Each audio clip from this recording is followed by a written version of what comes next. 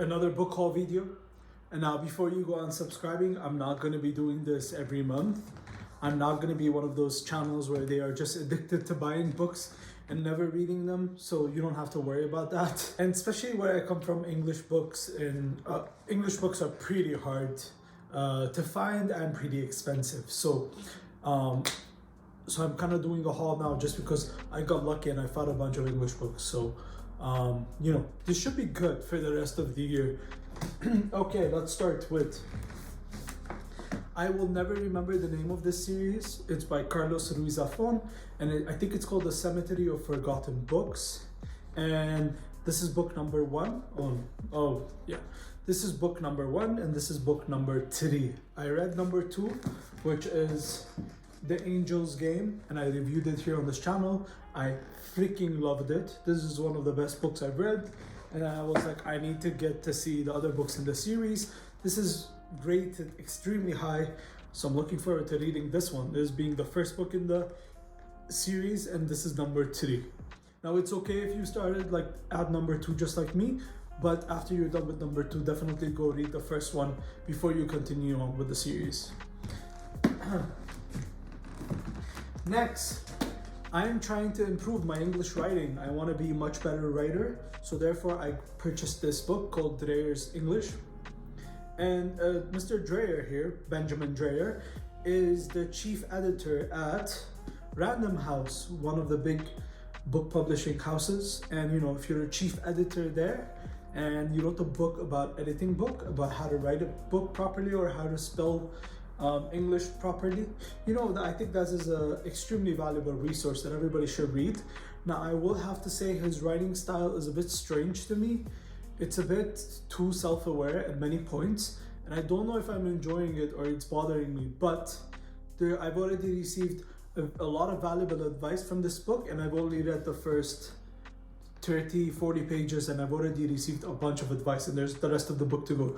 So this is an extremely valuable resource if you want to be a writer. I can already recommend it just on that merit alone. This one was very, very cheap. This is like $2 or $3 this book, and it's just called A Natural History of Ghosts. I think that was enough because it was cheap, and then it's called The Natural History of Ghosts. 500 Years of Hunting for Proof. I clearly don't believe in ghosts. I don't think this book will change my mind, but very interesting. Published by Penguin. Okay. I'm actually extremely curious what this book is even about. We'll figure out if there are ghosts after I'm done with this one. Something Wicked This Way Comes. Ray Bradbury. I love Ray Bradbury with all of my heart. I mean, there are so many interviews of Ray Bradbury speaking, and I can listen to this man speak for hours, endlessly. The guy is an absolute genius. What an amazing writer. I love a lot of his works that I've read already. A lot of his short stories I love. And then this one, some people tell me it's one of his best. I loved Fahrenheit 451, and let's see how this one does. I know I'm gonna love it, but I haven't read his longer formed stories, so this will be the start for that. Again, from that same sale, I got The Name of the Rose by Umberto Eco. Now, Umberto Eco is a guy who is so smart, he makes me feel like I'm a dumbass. The way he writes is so complex, but he's not just being complex for the sake of being complex. Everything he's saying is genuinely, there's actual history, there's a lot of actual sources of that. Now, I've read more of his, I wouldn't call it occultic works, but they do have an occultish nature of its own, I guess, and given the subject matters they're discussing. This one is a bit different. This one is a novel. This is, from what I understand, more of a murder mystery type deal. Now, I got this for very cheap, $3. I think it's a beautiful edition. There's an issue though. Yeah, there's a reason why this was $3. The book cover is sliced in half, and Yeah, I think that's why it was on discount. And with the same spirit, another book that was on discount is Dracula by Bram Stoker. Now, this book has a very special place in my heart. This is the first book I've ever read. Now, I did not read it in this form. I read it in this form. You see this? You see how small this is compared to this? You see this book? This here is the first book I have ever read in my life. I was 12 years old.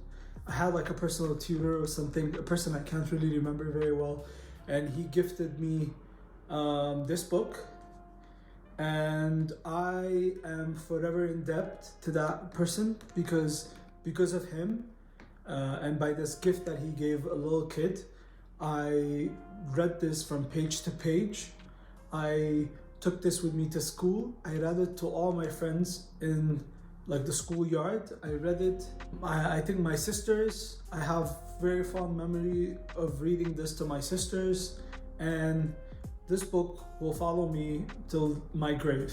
This is just such a special book for me.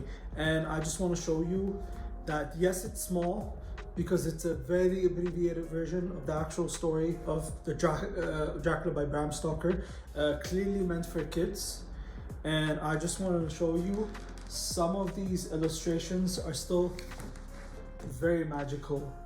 The papers are completely yellow. The book is about to fall apart, but it's holding on still this many years later. Just look at that gorgeous illustration. Yeah, that's why I consider the Dracula to be one of my favorite books of all time, because of that very biased, very special place in my heart. And I was like, this is the time I need to read the actual version of Dracula and not the small version for kids. I need to actually get into the original text. Sadly, I picked this up on a sale, which means it has some issues, such as this dirty thing stain over there that I don't know what it is, but it's a decent edition. It doesn't have cool illustrations like that one, but hey, it's time to dive into the actual original. I'm going to be taking, this is also going to be the first book that I annotate. I take notes, I really focus on it, and I'm going to go in a very deep dive type of video after I'm done reading it. This is a special book. I cannot wait to read this one. And then finally, natural progression of vampire stories, we have Salem's Lot by Stephen King.